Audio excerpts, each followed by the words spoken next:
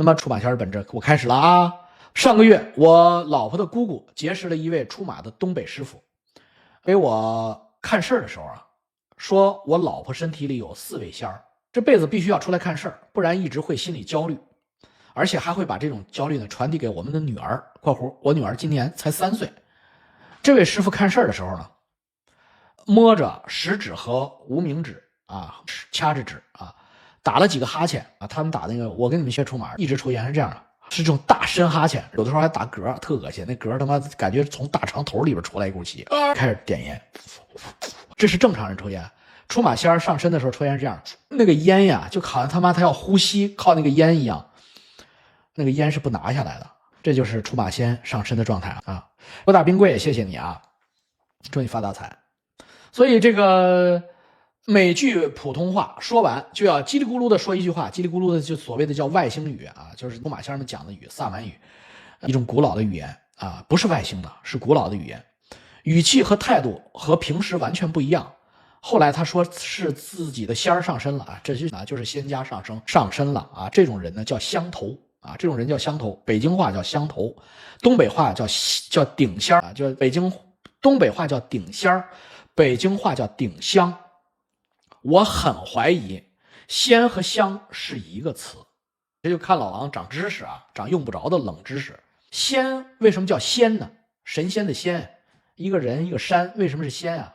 不是山上出神仙，仙香在中国的古汉语在根上它是一个字儿，仙儿就是香，香就是仙儿，所以香头就是仙头，顶仙儿就是顶香，所以在北京就念顶香，在东北呢就叫顶仙儿啊，这无所谓，反正你就是儿化之后胡化之后啊，老梁那个死老头子说我们说的是胡语啊，就是胡化之后就变仙儿了。你讲广东话白话的话，那就是仙啊。所以顶香的时候呢，它就是一个灵体上身了，不是他自己，他说的是对的啊。香分2种啊，我说香你们分不了啊，证不了。我说仙你们仙分2种啊，一种叫看仙，一种叫糊涂仙。看仙，我推荐大家啊，要是感兴趣啊，要用看仙的方式，不要用糊涂仙。这个情况呢，就是糊涂仙啊。什么叫糊涂仙呢？大家知道，通俗的说就是啊，是不是万物有灵？是。这个世界上所有的造化，万物从山川、地球，都是有灵的。什么是灵呢？灵，如果我们看黑客帝国或者看阿凡达的话，那阿凡达里边那个灵啊，就是一股紫光啊，死了的动物那个紫光就飘走了，回到母体里边了。Matrix 呢，灵呢就是一串幽绿色的代码。我们这个世界是虚拟的，不是真实的。我们这个世界是假的啊，已经有很多科学证据证明我们世界是假的了。伊隆马斯克也是这么想的，我也这么想的。伊隆马斯克说我们10亿分之一是活在真实里，我告诉你们10亿分之一都没有。我们是生活在一个基本上就是一个人造的或者说一个神造的世界里。神造这个世界每一个东西都有代码，每一个东西都有代码，这好理解吧？因为你只要是学计算机的，你都知道，你设计一个游戏，每一个东西你都要设置一段代码，只不过是主角的代码很长那个背景板 NPC 代码就一句，这就是灵啊，万物有灵，万物都有这个代码，代码在底层结构上是一样的。所以呢，万物都通灵，既然有灵就能通灵。那么最容易成仙的或者成香的，就是动物啊。我们东北话讲叫狐黄白柳灰啊，狐狸黄鼠狼，刺猬柳是像柳树一样的蛇啊，灰就是耗子。实际上很多动物都有灵，你比如说大象，比如说猩猩啊，它都有灵。大象死了之后，别的大象会给大象葬礼啊，围着那个死去的大象转悲伤的发出这个哭泣的声音，而且他们会整理尸体，会把死了的大象埋了啊。这个是猩猩也是一样的，猩猩有安葬的行为的，尼安德特原始人都是一样的，甚至连石头连树都有灵气啊。时间长了之后它都有灵气，它只要有了自我意识它就都有灵气啊。所以在东北的这个地区呢，这几种动物比较容易成精啊。其实猫猫狗狗也容易成精，一个小狗如果活到10岁以上的那个狗，它能听懂人话了，它离成精只有1线之隔。如果它在野外，它野生的它就成精了，这是因为它生活在家里边啊，整天受人类的影响太多了，所以它当然生活条件很好了，比野生的话，但是另外一个代价就是它不能及时的成精了，就死了。死不了的老狗会被主人做掉，叫猫妻狗十一啊，因为过了11岁的狗，在我们中国古代北方就会把它打死啊，主人会把它打死，为什么？因为它要方主啊，这是一种传说，其实不是方主，其实就是它要成精了啊。当然不是每一个狗都成精，也有傻逼狗，那傻逼狗活到100它也成不了精。但是有那个特别贼的狗啊，比如说苏格兰牧羊犬，它就容易成精啊。这就是啊，这个成精很简单，成精不是说太难啊。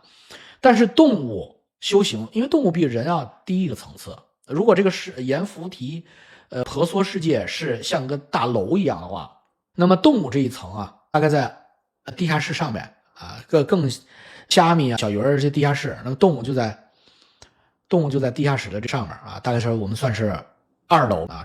植物也能成精啊，植物如果是1楼的话，植物要先学会动，是2楼，2楼就是动物。动物成精呢，就要到3楼去，3楼楼长就是人类，明白吧？如果他不到3楼，他到不了4楼。人类成仙是可以直接到4楼的，但是动物就必须先到人类，因为你不可能直接跳级。那么到人类的世界里边，这些动物灵成了精之后，有了自我意识之后呢，他就会找这些所谓的顶香的人啊，出马仙、出马，或者叫顶香出马。看事儿也好，看事儿是一种说法，实际上就是了解人类社会，学习人类社会啊，并且领悟人类社会。这样的话，再过几百年啊，他就可以再上一层楼。这就是修行的这样的，就像上班一样，他上学一样，他考级。所以呢，给我老婆看事儿的时候，先是师傅自己身上的仙儿上身，说我老婆身上有仙儿有仙家啊，必须顶香，不顶香的折腾他，甚至折腾他女儿啊，这是威胁啊。他们之间啊，先是师傅自己的仙儿上身，说我老婆身上有仙家，他们之间可以沟通啊。看事儿的这个人的抽烟打嗝请下来的神儿和仙儿跟他老婆不是老是什么身体有点问题吗？所以他老婆身上这个仙儿，他们还能沟通啊，这叫什么？这叫盘道。哎，盘道这个词儿是在这个行业出来的。那黑社会不经常盘道吗？洪门什么的，天地会见面经常盘道。你是哪个柳子的？你是哪个柳子的？那个叫盘道。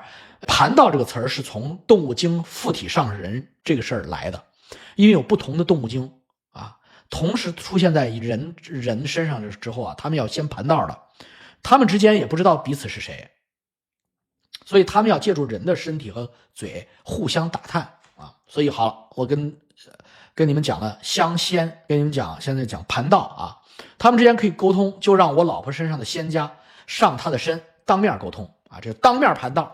之后和我老婆对话的神态突然就变软了啊！之前很强硬，之前是因为是另一个仙儿，已经出马的仙儿，就忽然变软了，他老婆跟着那个仙儿上身了，突然态度就变了啊！之前是很暴躁、很严厉的语态神态哦，不是，我说反了，不是变软了，而是变暴躁了啊！之前很客气，花钱请来的哥们儿啊，那个身上的仙儿很客气，到他老婆那个仙儿请上来以后盘道的时候，变得很暴躁啊，很严厉啊，说我老婆太笨了。这么多年都反应不过来，现在我把话给你挑明了，给你老婆3年时间啊，让你老婆用这个3年时间照顾孩子长大，学习香道、茶道、花道，3年期满又要学习出马，要帮仙家扬名。问我老婆愿意不愿意，我老婆当场就答应了。这位上身的仙家说：“那就好，他现在可以放心的去修炼了。”这是一个典型的动物灵啊。所有的通过人体出马的都是动物灵啊，没有例外啊。说有没有植物灵啊？有可能，但是大部分都是动物灵。说什么关圣帝君啊，哪吒他3太子是他妈一派胡言。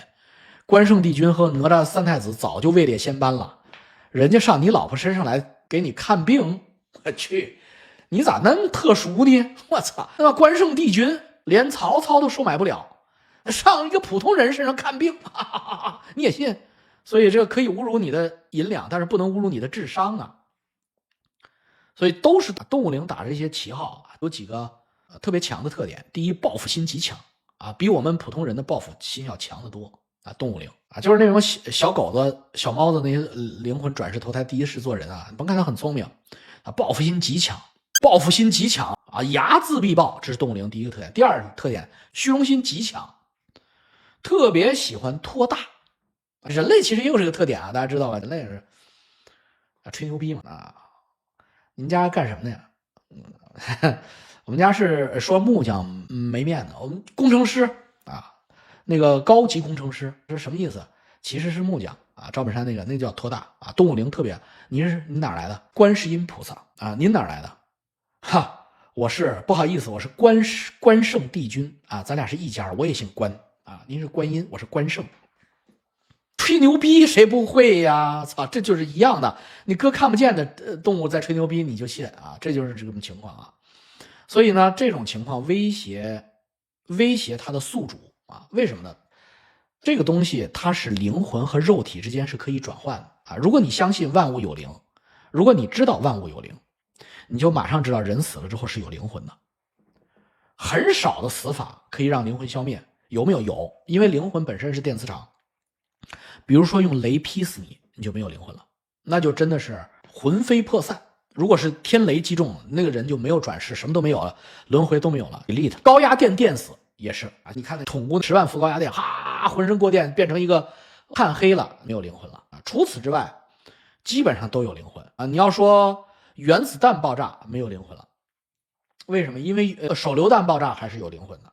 原子弹爆炸没有灵魂，因为原子弹爆炸的时候电磁波、电磁场太厉害了，那就超过10万伏了，打掉了，全部delete。所以火星以前有很多人的，火星在地球之前是很繁荣的世界，后来火星之间打起来了，所以火星人都死了。现在有好多人说自己是火星人投胎，太妈逼的，操，你就是个动物灵投胎，你又在那吹牛逼了，观音什么的，关圣帝君也不够用了，明哥，开始他妈的有了现代知识，开始变成火星人投胎、金星人投胎了。因为他们那种仗打完了之后，电磁辐射整个等于是洗地火星，所以火星就没有。郭大冰柜怎么加百道我也不清楚，你不是在澳洲吗？郭大冰柜，那你去看看吧。你不行的话，你用安卓手机，你就点我那会员视频，它不就应该有提示吗？他们都加了。高频磁场、高能磁场会吹散神识，没错。所以为什么这个神仙他都怕打雷呀？雷一来他妈他就跑啊？为什么？就是这个原因啊。所以我在早期视频里边告诉你们，驱鬼最简单的驱鬼就是打开你家电吹风啊，你觉得鬼在哪个角落，你就拿着电吹风吹它，它就跑了。因为电吹风有无线电杂波，你不信你拿电吹风对着你家电视吹，你看离你家电视近点，你看是哗爆屏无线电。至于那个微波炉的话，那杀伤力就更大了。当然微波炉它有电磁保护罩，如果微波炉没有电磁保护罩的话，是个裸露的微波震荡管的话，那周围10米之内，我操，魂飞魄散啊！所以好了，我们接着说，我们先不聊灭鬼是另一个话题。我先说逼着人家出马啊，就利用什么呢？就利用这些农村人啊，一般都是农村人，没什么文化的，或者是利用生活不顺遂的人他的这种无知啊，因为人一旦没有知识啊，人一旦没有见识，人就会没有自信，没有自信就会多很多恐惧。为什么有恐惧呢？我记得是亚里士多德说过这个恐惧的话题，而他要死了，是亚里士多德还是阿基米德？亚里士多德要死了，他的学生们哭啊，他们学生们非常悲伤。他问他们，你们为什么悲伤？他说因为老师你要死了啊，你要死我们要失去你，我们的悲不可言啊。如果我要只是从雅典到斯巴达去旅游，我明天出发，你们会悲伤吗？不会。为什么？因为我们知道你要去哪儿。亚里士多德说我知道我要去哪儿，我死了之后去哪儿我很清楚，就像从雅典到斯巴达旅游一样，我很清楚。所以你看我都一点不悲伤，你们悲伤什么呀？这就是哲学啊，这就是大师。为什么呢？因为他没有无知，恐惧来源于未知。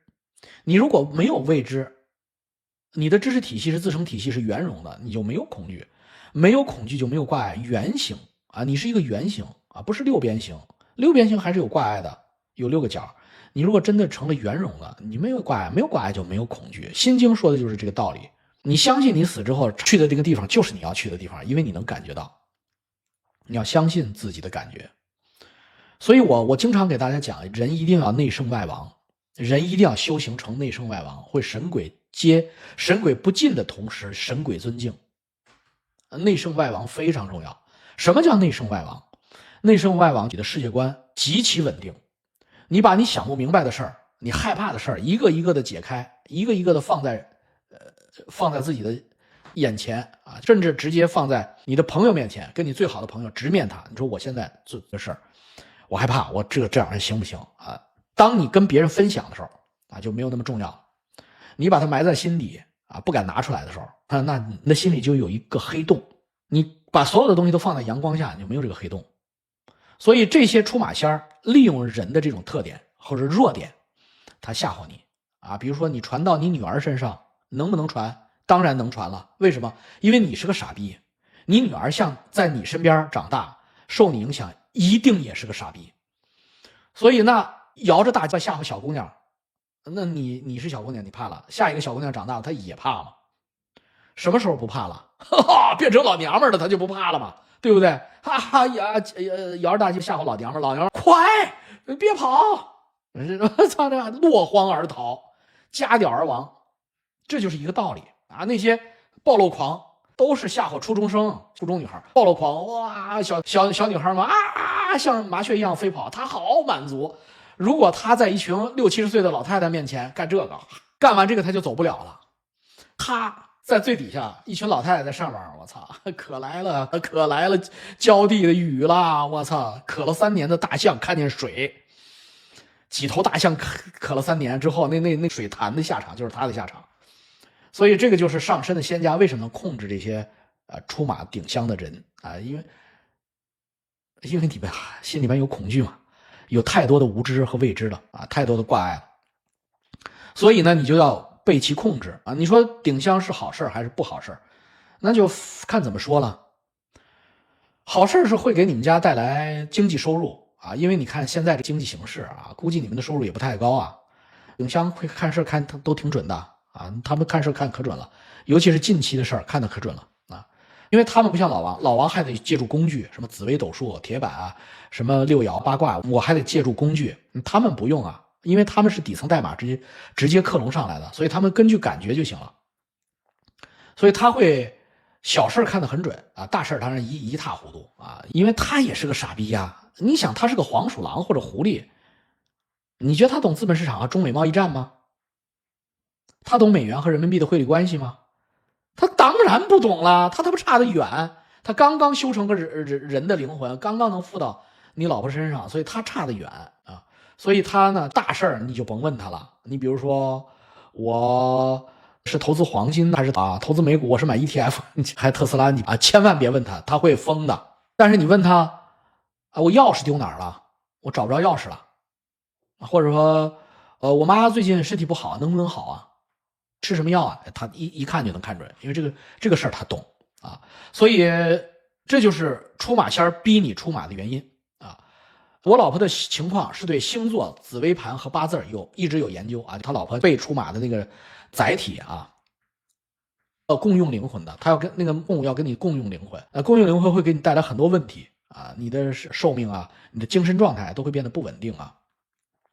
但是我也见过那很稳定的啊，贵州有个赵神仙，他就很稳定啊，自得其乐，就是已经共生了啊。所以你看怎么说吧啊，在生宝宝之前有一个习惯，就是独处的时候他会拔头发。平时很温柔，但是会突然歇斯底里发脾气，还会伤害自己自伤。后来在孕期读了一段地藏经，生产很顺利，宝宝成长的也很顺利。我老婆的性格和拔头发的习惯也改进了很多。我们夫妻自己带宝宝长大，都认为为人父母也是一场修行，不断修行，不断修正自己的不足。事后我老婆对这个事情很是疑惑，因为我老婆是长沙人，从小在珠江三角洲长大，听东北话都听不明白，跟东北这些仙儿怎么会产生联系呢？他不是产生联系，他是看着他配型成功了啊，因为灵魂和肉体之间也有和谐共振的状态啊，就跟输血是一样的 ，O 型对 O 型 ，A 型对 A 型 ，B 型对 B 型 ，A 型输到 B 型血里边，适应不了人就完蛋了。所以他看出来你老婆有这个潜质啊，所以他就去那儿试探和施压了啊。所以不是什么联系啊，不是说自古以来啊就看见你老婆了啊。感觉这个出马仙好像不是正儿八经的修行，有点邪乎。自己不想当出马仙，就怕对女儿有影响，伤害到孩子。对这个问题不知道该怎么处理，希望王老师指点一二。我已经其实给你解释很清楚了，根本不是累生累世的因果跟着你老婆的，根本不是。那你老婆出生在长沙，在广东长大，跟他有鸡毛关系。只不过你们可能回老家的时候看见了之后，这个仙儿看见了，看见之后他好喜欢他，他这个身子太好了啊，馋死我了。这样他就开始施压啊，给你施加压力，所以你感觉到的不是个正经的，那就对了。通过附体到人身上修行呢，就没有正经的。我再跟你们强调一遍，就全是动物，而且都是你们平时根本看不上的野生动物，果子狸一类的啊，他们一般都是沦为盘中餐的下场。但是天地轮回啊，日月阴阳啊，使他们有了这个机会，他们修出了自我意识，跟人一样有了自我意识，听懂了人的语言，啪就附到你老婆身上，他就干这个的，出马看事儿啊，什么仙家扬名啊，这就是累积分啊。他还会吹牛逼呢，你问他是谁，他可不是说自己是个狐狸啊，或者是个黄鼠狼，他是吹牛逼呢，说东海的什么太子啊，都这套嗑，很邪啊，是很邪。所以就看你，如果你们家正规工作、正经工作，有正经的收入啊，没有必要通过这个东西来挣钱啊，就不要理他就行了啊。你这么理解啊？你跟你老婆去过夜市吗？去夜市你看有没有卖花的小孩？你见过吗？卖花的小孩咵抱着你大腿，你要不买花我今天不松开。那个出马仙啊，差不多就是那个行为啊，我要缠住他了。但是你要是坚决不同意，你看那小孩跟你回家吗？那不跟你回家，为什么？他得卖花啊，他找下一个大腿抱去了。所以你可以拒绝啊。但是呢，如果你怕那个的，你没有做到内圣外王，他有的是办法收拾你，比如说让你做噩梦啊，让你脾气变得不好啊，干扰你的灵魂情绪，那让你觉得自己诸事不利。其实你诸事利不利跟他没关系，但是你会自我暗示啊，是不是我没出事，我没有出马，我最近怎么工作都不顺利啊，我怎么炒股都赔了？那这样经济不景气，你出不出马炒股都会赔。所以这个事儿呢，就是出马仙的本质啊。至于你同不同意顶仙出马，这叫糊涂仙，不叫明白仙。我传给大家的高岛一段，那叫明白仙啊。倪海厦老师讲的紫微斗数啊，这个就叫明白仙啊。什么意思呢？他不会被上身啊。还有一种仙家或者香家啊，更厉害，香主他不出马，他也有这东西，他点香，点上香以后，粗粗的香，烟儿往上怎么飘，那烟柱的形状和那香头烧完了的弹灰的形状，他看那个玩意儿一样很准，这匪夷所思啊，可神奇了。那就叫看香啊，看香，他不顶香，他看香。好了，这次下一位啊，这也挺邪的。故事的主角是家里的老人，老人现在身体非常健康，像20-30年一直都在给老家的一座渤海国啊，那应该是河北老乡啊，渤海国时期的老寺庙修建佛家和道家的像，而且老庙内还有家里先祖的衣冠冢遗址，不是一般人家啊，在庙里边有先祖的衣冠冢，那先祖应该是很显赫的。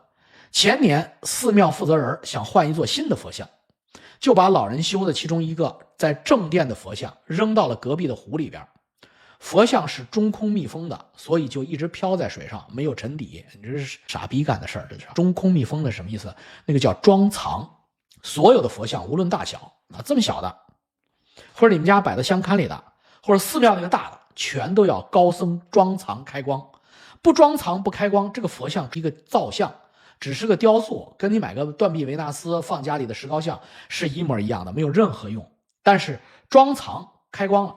什么叫装藏？因为它都是空心的，空心要把高僧的经书啊，念的一些加持过咒语的这样一些符箓啊放进去啊，或者佛家的一些宝物放进去，把它底儿啊再给它密封起来，这就叫装藏，又叫开光啊。有很多人拿着个小镜子啊，反射太阳光在佛的脸上，那叫开光啊！我只能说这是一种仪式吧，但是真正的开光是我刚才说的一套，这才叫开光啊。那等于是这个佛像啊就有了灵魂啊，不做这一套体系呢就没有灵魂。你们通过我的描述也就知道扔这个佛像有什么样的后果啊，因为你已经精确的描述这个佛像不沉底，就说明扔佛像的人不懂这个东西。所以他没有把佛底做的那个东西拿出来啊，他没有把装藏的东西拿出来，没有把装藏的东西拿出来，这个佛像还是有灵魂的。所以呢，他就浮在水上不沉底，就因为他没漏水嘛。侧面说明他里边东西没掏出来。到这里尚可以用科学解释，但诡异的是，半年之内参与扔这个佛像的年轻壮汉们啊，这几个工人全部生病暴毙，以至于大家赶紧把那个佛像再从水里捞回来，重新安置。再回忆起10多年前。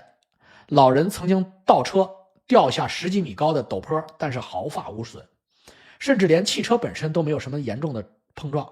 还有一次，老人家把我从一辆飞奔的卡车前面拽了回来，避免了一场严重的车祸。事发地均在东北的城市，结合王叔前段时间讲动物仙的故事，在此请教王叔，是不是这些人惹怒了动物仙，或是衣冠冢真的有家族的仙人灵魂，以及我这个后人是不是要在什么时候去这个寺庙里上一炷香，还请王叔帮忙分析一下。括弧我小时候经常去这个寺庙里玩。一位听众，你问我算是问对人了。寺庙里边的这些装藏过的佛像里边也有动物仙，也有啊，不是说没有。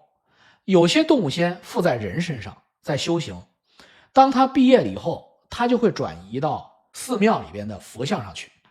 但是呢，要看这个庙大不大。如果这个庙是个没人问津的路边小庙的话，小神像这么点的话，很可能是附的是动物仙。如果是本尊本庙，比如说啊，我给你举个例子啊，就过去啊，解放前啊，包括今天的台湾，各地都有那小的二郎庙啊，供二郎神。小二郎庙也有小关帝庙啊，哪个村或者大一点的乡都有关帝庙，那里边没有关老爷啊，关庙很小啊，有的时候有的小庙就一间房子，有的小庙连房子都没有，等于是一个小鸡窝一样的，里边供这个庙，里边附的基本都是动物灵。曾经有一次，二郎庙就是咱们北京灯市口原来解放前有一个二郎庙，忽然香火鼎盛，有求必应。北京市民啊络绎不绝，这个事儿越传越高，传到九门提督。九门提督啊传他耳朵里了，那还大清嘛。九门提督也想给自己的闺女去祈福，他自己去了，穿着官服摆着官轿去的。结果他到了庙前，狂风大作，凭空就起了风啊！那小庙啊有一间屋，他进去，小庙里边狂风就在屋里边起来，吹动了佛像人像下边的布帘儿。噔，从里边跑出来了一个动物啊，跑得太快了，没看清楚是什么动物跑了。跑完以后呢，从那以后这香火就不灵了，请什么都不来了。为什么？今天咱们有这个知识的，你用屁股想想，跑那么快，不是狐狸就是黄鼠狼啊，八成是个小狐狸，腾就跑了。为什么？就是这种有求必应的这些二郎庙，它就附着这种动物灵啊，它的那个动物灵催动香火，要比附在一个人身上出马要快得多，道行也要高得多。它的道行比那个附人的那狐狸同类啊高得多。但是呢，邪不压正，人类里边能做到九门提督啊，省部级领导的，这都是身上都带着神的。说句不好听的，就是人家当成这么大的官啊也好，做那么大的买卖，一定是命中注定贵格。这些邪祟之物见了这些东西他怕，因为什么呢？可比他厉害多了，他还给人家他照个屁他就跑了，因为他怕暴露，因为被这些九门提督身上的这些神也好仙也好看到以后，那要击灭他的，所以他就跑了。跑了以后当然就不灵了，他不敢再回来了。类似的例子举不胜举啊，这就叫邪不胜正。所以九门提督完全不知道，九门提督都不知道发生了什么啊，一片诚心的去拜佛拜神去，结果没想到来了一股风，从此之后这庙就不灵了啊，就是这个道理。那你说有没有本尊？有本尊，本尊在哪？本尊一般都在他本庙里面。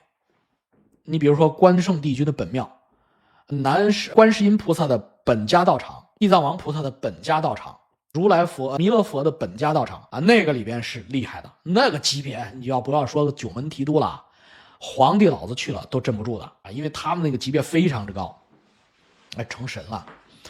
其中还有因为这些神，你像关圣帝君呀、二郎真君啊，这些本尊本庙的这些神，他都是人的灵魂啊，他不是动物修的呀。二郎神哪是动物呀？关羽也不是动物啊，他都是古代的这些特别牛逼的人类的灵魂，他直接在死的时候这成的这些仙啊，他比动物的这些仙要级别要高得多啊，水准也高得多。但是他们也很忙啊，他没有时间去他妈的给你媳妇儿安胎呀，给他们小孩收魂啊，你关羽很忙啊，所以这个不可能干这些事儿。所以这个事儿呢，就是由这些动物们代劳。至于你说东北这个庙里到底附的是人神还是动物神，我就不知道了，要视这个庙的规模和这个庙的香火鼎盛程度来判断。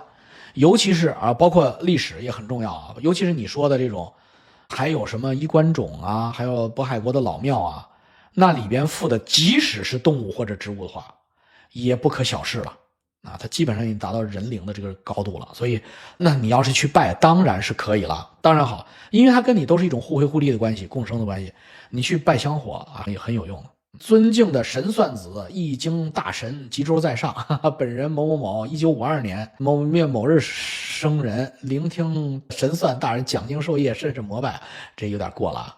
现求事儿如下啊，有一个儿子，儿子呢2015年结婚，娶了个韩国女媳妇儿，两个人呢都是美国康奈尔大学的啊，而且是同学啊，所以感情很好。但是从2015年到今天一晃结婚都10年了，小两口20多岁到30多了，就是肚子里不生孩子啊，怎么检查也检查不出来，代孕也没保住啊，所以就请我来聊一聊啊。他呢，这位老先生呢，父亲呢是一个中国共产党的一个师职领导啊，在解放战争时期的师职领导，打过仗啊，参加过抗战、内战、淮海战役啊，一路打。所以他问我，他没有子嗣，是不是因为他爸爸参加了这么多战役，手上沾了人血，有业报啊？第一呢，我给你解释啊，如果你父亲杀了人，就是谋杀、陷害、贪财害命啊，或者这是有业报。但是如果是打仗，没有业报，为什么呢？战争、大地震、海啸，这个不是个人的行为。这是人类社会也好，这是上帝设计这个系统也好，大规模消耗的行为。所以于理战死鬼是不寻仇的啊，因为你找谁寻仇啊？是你比如说战死的那些俄罗斯鬼或者乌克兰鬼，你是找普京寻仇啊，还找泽连斯基寻仇啊，还是找打死你的那个无人机飞手寻仇啊？没办法，因为这是一种业力轮回。滚滚红尘车轮推动到那儿，大规模的消耗，所以他们要行的是超度之法，而不是说因果轮回之法啊，另一回事了，就是大规模消耗。所以这个事儿呢，跟你小孩生不生孩子没关系。那小孩到底有没有子嗣呢？其实呢，随便找一个玄学先生给你看，不用太高就像一涵公主、简氏老张啊，他们那个水平呢就够了啊，因为这个太明显了。子女爻是不是有问题？你像你这种情况，什么紫微斗数、铁板神术啊，包括六爻啊，包括八字啊，都能看出来。我看看黄鼠狼觅人的那个事儿，我念一念，这样大家就更对动物怎么成仙啊，动物怎么成精，怎么附人有一个明确的认识了啊。动物觅人啊，动物觅人，这儿了，找到了啊。身边的玄学故事，人生的迷茫与玄学亲历啊。首先对王叔百忙之中读我的信表示感谢啊！我曾经前几天读他信了。对于一个普通人来说，有机会直接和大佬请教是非常难得的啊。身边的玄学事件，第一个事儿，2025年4月15号啊，前天凌晨睡觉的时候闭着眼睛侧躺，正在半睡半醒，那时候特别容易出事啊，出神啊，就是出神了。你的灵魂半离体状态，那就叫出神啊。或者开天眼状态，睡半梦半醒和起床之前半梦半醒，这个时候是最敏感的啊，玄学这时间最好的。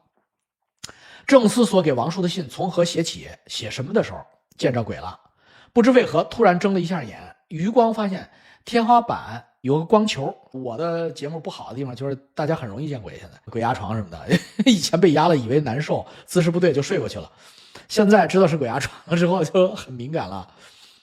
在压床的时候又骂又叫的。我跟大家建立这个概念，就是鬼，就是凡人肉眼看见鬼就是一小光点，萤火虫屁股那个光点那就是鬼啊。你在清醒状态下你看到的就是那个小光点。如果你要是冷光啊，不是热光，如果你要是在睡梦状态下，那可能就进你梦里边，你就梦见什么东西了啊。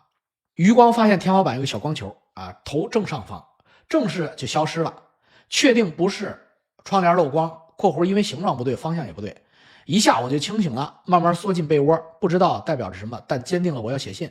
这是二，父亲年轻时听村里人聊天，不止一个人早晨下地遇到过鬼打墙，就是在地里一段时间内怎么都走不到自己想要的地方，远超一般感知到的时间，尤其是天气不好，比如有雾的地方。以前我还以为电视剧都是一些骗人的东西呢，那是真的呀，好多都是动物灵啊，就是那些出马的黄鼠狼的那之前他跟人开玩笑搞恶作剧。台湾有一个叫模型仔的那个传说啊，台湾的也是一样的，给你打上墙之后呢，你就迷路了，好几天都回不来啊！一般都是在山里爬山的时候，但是呢，救援队也看不见你，你可能就在救援队旁边，他走过去看不见你啊，这就是模型仔。3，还有一个离我们家更近的真事儿啊，这非常真实啊，我给大家念念啊。我家后院那户人家的女主人邻居女主人突然就被黄鼠狼上身了，有段时间那家女主人身体不太好，不久大家突然就发现她好像变成精神病了，净说一些神神叨叨的话，也不知道在和谁说话，在床上各种身体扭啊，中了邪似的啊。突然有人发现他家后院树上有个黄鼠狼啊，爬在树上对着他们家窗户在扭，发现这个黄鼠狼怎么扭怎么动，他就跟着怎么动。这是典型的黄鼠狼意识控制他，就是所谓的夺舍啊。黄鼠狼、狐狸他们都会夺舍，所谓的顶香就是夺舍。这种就是指挥着你动的这些黄鼠狼都是刚刚成精的黄鼠狼，你可以打死它啊，刚刚成精。如果老王叔给你做定量分析的话，那个黄鼠狼成精时间不超过1年，他刚悟到原来可以这样，原来我的脑电波可以形成磁场，破壳而出，附到这农村妇女这个大傻逼的身上啊，因为他是个傻逼呀，他没有自我意识啊，所以他妈的他心里边的漏洞和他妈恐惧特别多啊，太他妈好弄了，啪附上了。这个时候他还不懂什么周易啊，能看事儿顶香的黄鼠狼至少已经这样经历过好多年了，所以他都已经通了周易了啊，张嘴就来。周易是底层代码，所以他也不用背，他也不用念，他就会了。这还没有会，但是他已经开始学会操纵人了。第一步就像伊隆马斯克做的那个手是脑机接口一样，你的手没了啊，给你做一个机械手，你想让它张它就张，你想让它关它就关，它充满了乐趣，因为黄鼠狼没有手啊，黄鼠狼是个爪子呀。这下他有手了，他就控制这个女的张手闭手，然后跳舞。他在树上或者在洞里怎么弄？有时候在房梁上，离得都不远啊。记住啊，这都是实战经验。出现这种情况，这黄鼠狼一定在15米之内。为啥？因为脑电波是 WiFi 啊，离得远了没信号了。最多的是在房梁上边，老娘们在闹，一般都是老娘们在闹，就在他这个房顶啊，过去人字顶啊，里边没人啊，他在里边，那里边就有个黄鼠狼啊，离他妈特别近了，就两米不到，他好控制他。这是第一阶段，扔瓢扔碗掀桌子胡闹跳啊，几个人都摁不住，这是典型的黄鼠狼上身的症状。狐狸上身不是这种症状，黄鼠狼上身就是手舞足蹈的拧，这就黄鼠狐黄白柳仙的黄来了。10米之内必能找到此妖物，打死他就得了啊！火攻之、枪毙之都可啊，大铁锹拍死之都行。因为在密人的这个叫密人啊，第4迷惑的迷发4声，密人在密人状态中的黄鼠狼，就在脑波接口黄鼠狼，他自己的控制能力很低，他跑不了，他看不见你，他的这个视觉和这个女的视觉重合了，所以你打死他之前接近他，他不像他正常状态，他能跑，他一般不会跑，所以他会跑得比较慢啊，你就有机会不用害怕，一枪给他干死。那过去那农村大土炮也给干死得了，省得他害人啊。所以呢，但是呢，如果他能够经历这个阶段啊，那不要这么淘气，这么恶作剧害别人去，他继续吞食灵丹，吞天地精华、日月之灵气，他就能达到一个相当高的境界。这个时候他就可以找人出马了，那你就对付不了他了。找人出马的黄鼠狼或者是狐狸，那你找不着他，有可能离几十里地都有可能。你很难找到它本体，可能在很远山里边一个山洞里边的，很深的地洞里边的它本体，但是它灵魂你家逼着你媳妇出马给人看事儿啊，这是那你就对付不了了，你上哪儿找他去？所以这个就是第2阶段。第3阶段厉害了，第3阶段大成就之后，他可能就找一个庙附着去了啊，就真的成神成佛了。好了，紧接着大家就追打这个黄鼠狼啊，发现黄鼠狼怎么动他怎么动，才知道他是被黄鼠狼迷上了啊。接着大家就追打这个黄鼠狼啊，直到跑到一个土洞里啊，这黄鼠狼跑了一个土洞里，大家用棍子、铁锹捅。神奇的事儿来了，经核对，在捅的此刻，家中的女主人说了话：“哦，捅到我腰了。”接下来肯定是大家追打这个黄鼠狼啊，还发现这黄鼠狼是一窝啊，是一家子。事情的结尾也颇有意思，黄大仙借女主人之口说话：“你们不要一直追着我打了，我走了。”就是他跑了。从此女主人完全恢复正常啊，这就是典型的黄鼠狼迷人的事儿啊。迷人这个东西你科学解释不了的啊，科学完全没有这东西，但是它是事实啊，事实就是科学，事实胜于雄辩，它就是发生了。通过我们这种知识的积累和储备的话，我们就知道这是一个黄鼠狼要成精的状态啊。那对他来说，对我们来说，第一，加强营养，还是老王那几句话：加强营养，加强性生活，提升性欲，提升体质，吃点好的，睡觉睡得好一点，把自己健身，多看老王来的这种频道，增长这些知识啊，因为你知识长，你的抵抗力、免疫力就强了吧？别做亏心事儿啊，别有那么多秘密埋在心里啊，他密不上你，他就找别人去了，因为你抵抗力太强了。好了，所以啊，不能乱吃动物啊。所以这个事儿很真实，他这个案例非常真实啊。我们北方农村有的是这种情况，南方农村也有啊，湖南他们也有一样的。我在日本打过一只狸猫，王猛没事儿。如果他被你打死了，他都没有什么状态的话，那也就是被你打死了。日本人跟我们文化传统是一样的，日本人也有好多狸猫成精的故事啊，日本他一样能成精的。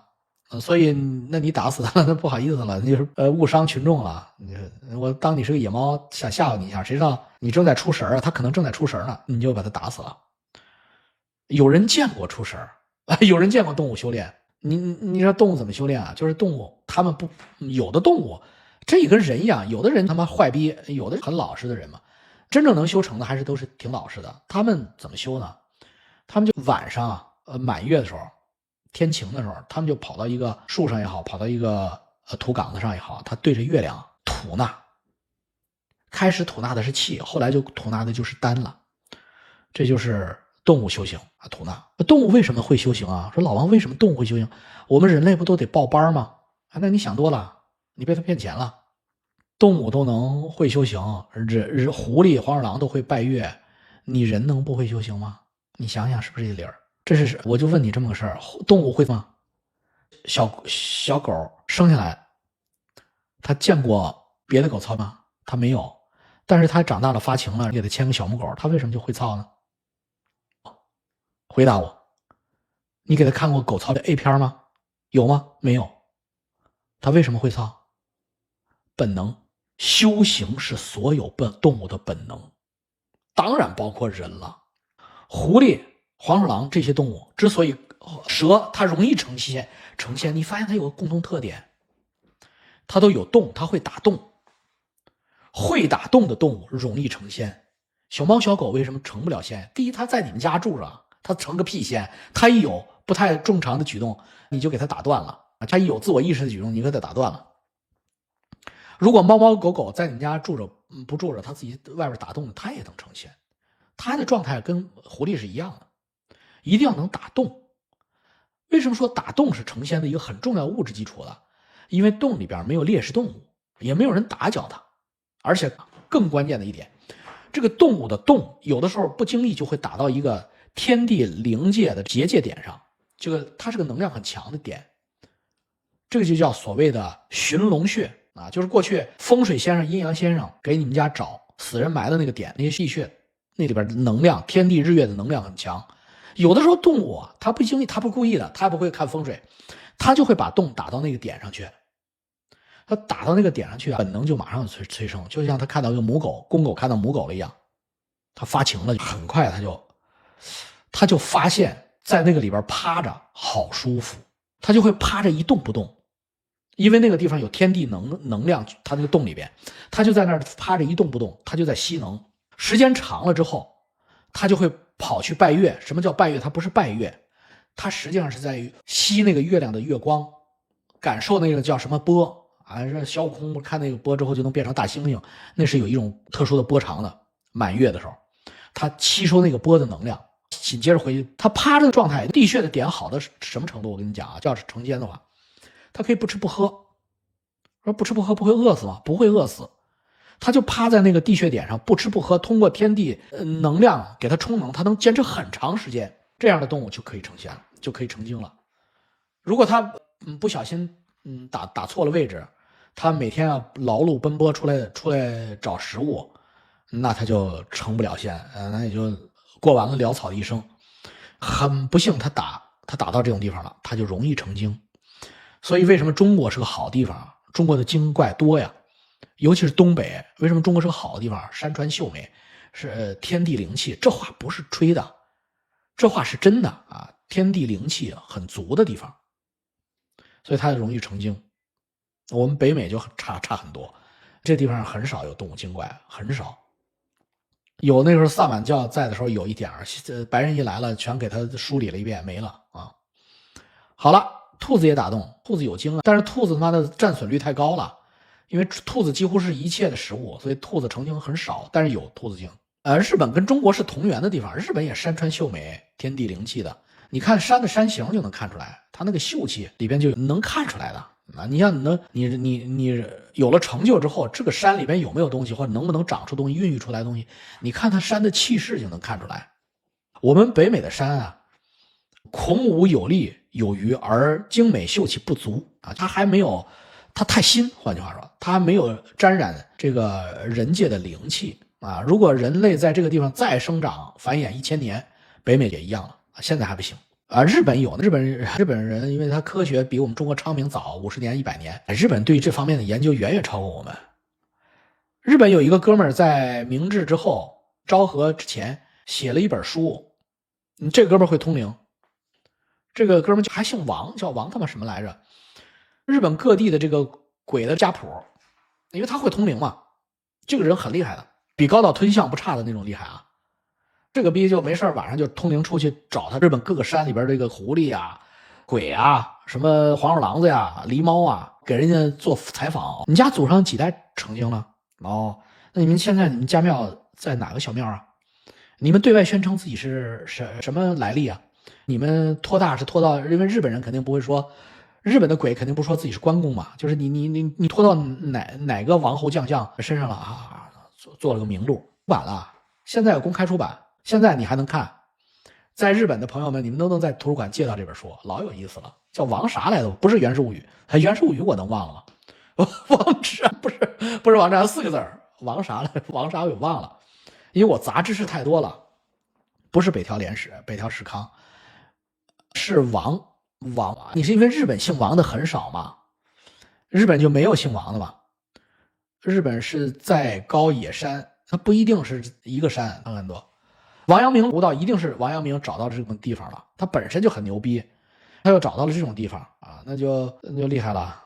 所以你们要是这辈子真的看破红尘了，又没什么羁绊，王居治安啊，你就去你想修行成功的一个前提啊，物质基础啊，就像你想生小孩的一个前提，物质基础是你去找个女人，否则的话，你生小孩就是用嘴生，你他妈放口炮。就是你人想真的成仙啊，真想修行啊，我为什么老笑话他们？虽然他们是我的什么二教主、大护法之类，我都天天笑的，因为他们坐在多伦多，坐在什么新西兰城市里边用嘴修，那是成不了的，必须到这样的地方，必须那狐狸都知道找一个这样的地方去打个洞去。你们作为人呢来说，我们也得找这种地方。王阳明去的地方，什么终南山呀，这种，反正也不知道是真是假。终南山就找这样的地方啊，找到一个对的洞。跟你频率对得动，你在那儿待1晚上，超过你在家里边待10年啊！1晚上超过10年。日本言灵学是这本书吗？是这本书，好像你叫亡人三郎，对，叫出口亡人三郎。你看我的这些观众朋友们好厉害啊，这东西都能给我找出来啊！你看大老王的知识储备强悍吧？出口亡人三郎我都知道。操，我虽然不在日本，我问你们日本的我的教友们。此处是不是听懂有掌声？你们在日本混这么多年，都他妈入籍了，你们听说过出口亡人三郎吗？我就知道，而且我还知道他写过这本书，而且我还知道他写这本书好厉害，这本书好厉害。你把出口亡人三郎这本书看明白，你开个油管频道，绝逼比老高火，叫灵界物语。对，这本书出口亡人三郎写的啊。再见，我赶紧收了啊，